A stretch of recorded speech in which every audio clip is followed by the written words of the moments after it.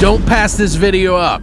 If you've been waiting to see Deathstalker, the remake by Stephen Kostanski, well, I've got an interview that I did with Daniel Bernhardt, the star of Deathstalker, and Stephen Kostanski, the director and writer and creator, and we had a really fun time talking about it, so I think you guys should check it out. No spoilers, really. There's very, very, very tiny, spoilers in it, but I think you'll enjoy it. It'll get you jazzed up for the movie. I hope you enjoy it. Let's get into it.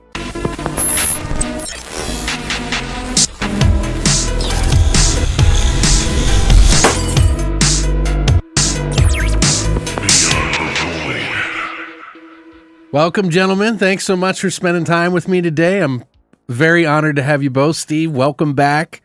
Daniel, nice to have you here. Thank you for having me. It's great to see you on screen with a sword again. That's pretty cool.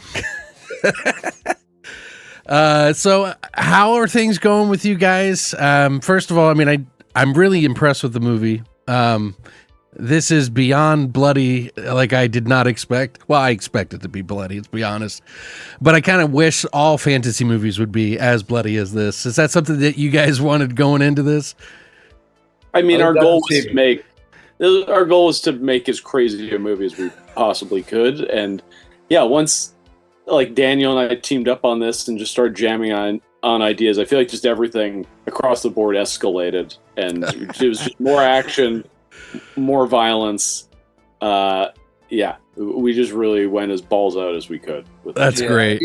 Steven, Steven's past, his movies are amazing. And when he approached me about this film, I knew what to expect with the gore and the blood. And he had all these amazing ideas. Oh, I want you to rip this guy's head open and blood is going to squirt out. And I was like, I'm in, I'm in.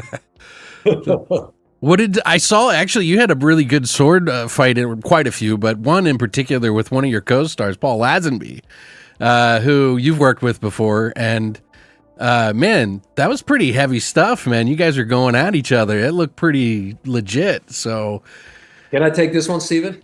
Yeah, go for it. So, when I got approached by Steven to do this film, Steven told me that he loved Mortal Kombat Conquest and he loved the character I played. So I was cast to play Deathstalker. And then Steven was so generous in letting me bring in two of my guys, Lee and Shane, who were our fight guys. And we had also local stunt coordinators from Canada, which were amazing. But then when Paul came on board, Paul is awesome. I pitched Paul to Steven, right, Steven? Oh, yeah. And Paul just knocked it out of the park. And then when we did this fight scene, sword fighting is something I love to do. Yeah. But I have to say, Steven was very, very involved in all the action because we would choreograph it, we would show it to Steven, and then Steven had to sign off. I wanted him to be happy. I mean, at the same time, I really feel like that fight specifically, your fight with Paul, the Joe Tag Deathstalker fight, probably the biggest fight in the movie. Yeah, there were definitely points there where I just had to step back and be like, these guys it feels like they're really going at it right now, and I just kind of hold back and just show the action in all its glory as best as I can. But really there were moments where I just let you guys steer that ship because you were so into it, so invested, and also just I just love the experience that Daniel and his team brought to this movie, especially in regards to the fights. So yeah, it was a great learning experience for me to work with them and collaborate on these fight sequences, choreograph, yeah, techniques, and learn how to just cover these things so they every impact lands and every collision has meaning to it. So yeah, it was so much fun doing the but fight a lot stuff. of credit to our editor. I tell you honestly, I was really blown away how the movie was cut.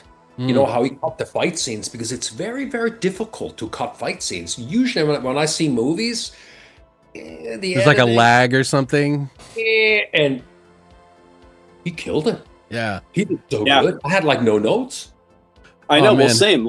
A lot of those fights, I didn't really have to give Rob much notes aside from any maybe certain dramatic beats I wanted extended or tweaked, but as far as the actual beat to beat impacts of swords and punches and stuff, I feel like he nailed that. He nailed it. First go. 100%. Yeah, well, that's probably some of that stuntman juice that you guys got. Where you go hard. But a shout out to our two fight guys. Lee and Shane did such a great job. I mean, the choreography was just awesome. And there was a lot of styles in there too. I was not expecting all that too. I was like, holy crap, there's more than just like one style here. We got like, I saw that punch, they had some stuff in there that was like really kind of, a little flary, but that's kind of. You know what? I love that you saw that, because we wanted, like Steven and I talked about that the character, he's been a fighter through many, many years, and he's learned from a lot of different people. So it's not just your normal 1, 2, 3. He's a very, very well-versed sword fighter, and that's what we want to show. And I'm so glad that you picked that up. Nobody else actually has said that before. So well, thank you good to hear. Because I was really impressed with like a lot of the fighting. I was just like, wow, this is like a, like Steve always loves to put his humor, and it's like so Steve, like it just really is you. And that's what I love about your films, is that it's like we can do a cool film and still make it fun. You know what I mean? Like, and I don't know, the sword fighting, I was not expecting to be as high, like all that stuff was like really good. Well, I think also like deep down, as much as I am a creature guy and a genre guy, I think ultimately I want to be making action movies, and this was an excuse for me to just have a ton of fight scenes with a lot of variety, like you mentioned, so I could just have just like a whole wealth of different fight styles and techniques and weapons and scenarios. Like, I live for that kind of stuff, so this was an opportunity to just go totally nuts with it. Great work, guys. Like, I'm really impressed. Like, also, I mean, just the variety of characters, which is just so important in these kind of films. Different adventures, little scenes with these little things that happen. It's just so important in those kind of films, because it doesn't have to be the biggest, Lord of the Rings style looking movie, as long as you have all these little tiny little stories in between. So I mean, I know it's probably hard to tell, but we didn't have a ton of money on this one. It looked good. Hey. What do you mean? But the way around that, I know it's a bit shocking, but the way around that is to have variety and imagination, and I think structuring it, I kind of subconsciously, I think, structured it like that movie Ninja Scroll a little bit, where it's like going from fight to fight, right? And character is a different theme, has different powers, different weaknesses, basically just like a series of boss fights. I think that is the way to structure a movie like this, when you can't have like 1,000 guys fighting in a battlefield, right? Just really focus in and make your individual sequences, like your one-on-ones, as interesting and dynamic as possible. And I think we did. But you know what? The battlefield scenes we do next time. Next sequel. Yes, that's right. We need a sequel. That's right. I think we might be able to get it. I really enjoyed it, because I saw. What do you mean you might? Well, what do you mean you might? I say that because you guys kind of combined the first two movies in a way, and also like all these other genres, or well, not genres, other these movies that I saw in there. Like I'm seeing Masters of the Universe, I'm seeing like Sword and Sorcery, I'm seeing like everything in there. So I was kind of. You can say Crawl at some. Crawl, point. Yes, 100% with the. I feel like Dreadites. I made Crawl.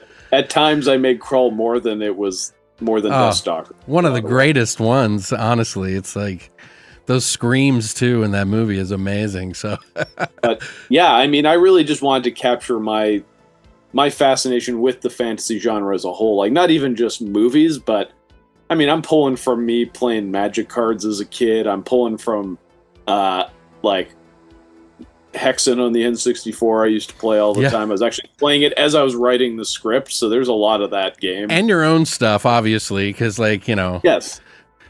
Yeah, well, yeah. It's not like you're not. There's a bit of Psycho Goreman in there, I would think. So yeah, it's like tokusatsu vibe kind of thing almost. Yeah, I didn't want to totally lock myself into a box of just doing like that era of fantasy movies specifically. I want it to be just a broader, more Steve Kostanski idea of what fantasy is to me. And with that said, you guys are all on board for another one, right? So, I mean, Daniel said he's down. Oh, we're already talking. We're talking already. We're talking. We were talking on set for this one. Like we were talking on set about the second and the third. Really? Yeah. So the energy was really good. That's great to hear. Oh yeah. Oh yeah. Well, we had so much fun doing this. Like when we were in it, like in the thick of it, doing these fights and stuff. Like it was just a blast. But you know what, Steven? You know, the fights and all, it was all great. The monsters are great too. But you know, one of my favorite parts in this movie, Steven? Yeah. Comedy. Yeah. Yes. The comedy you brought out. I really didn't expect that when I saw the film in the end. I was like, this is really funny. Yeah, I mean, that's how you carry a movie like this, I think. If you can keep people engaged with a bit of humor without undercutting the movie, without undercutting the story you're trying to tell, I think that's the best. That's the best way to keep the momentum going. Yeah, but yeah, the sense of humor you brought in between the characters and, of course, your script. You know, I mean, it started all with your script. And I was really impressed when I read it. But, like, you know, some of the scenes we did between me and Lori, between Doodad, when we were playing it, I mean, it was hysterical. We were laughing. Oh, yeah. We were laughing. Tuck and roll. Yes. Do you remember that scene? Remember that scene when Steven comes up to me and he goes, "Oh, you got to fight these monsters who come out of the ground." And I'm hopping from stone to stone, and then I go, "Hey, Steven, I have this idea. What about like a Texas switch?" He goes, "What do you mean?" "Well, I throw Doodad, and then the real Doodad comes up." And he goes, "Oh, that's a great idea." And I'll never say no to a Texas switch. I love that. That was a good idea.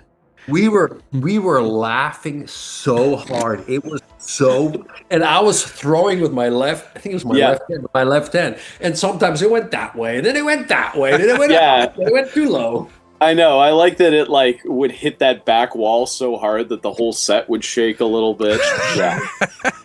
Did you have to stabilize that shot? I did. I had to go in and I had to like stay up all night one night massaging that out. So you're like, we have to keep this. This is not, yeah. Oh, yeah. I apologize. My fault. No, that's not your fault. That is, time and budget. That's all kinds of things. I was happy to do it because the gag is so good. It's one of my favorite parts of the movie. Yeah, it is really one of the best. She pops up.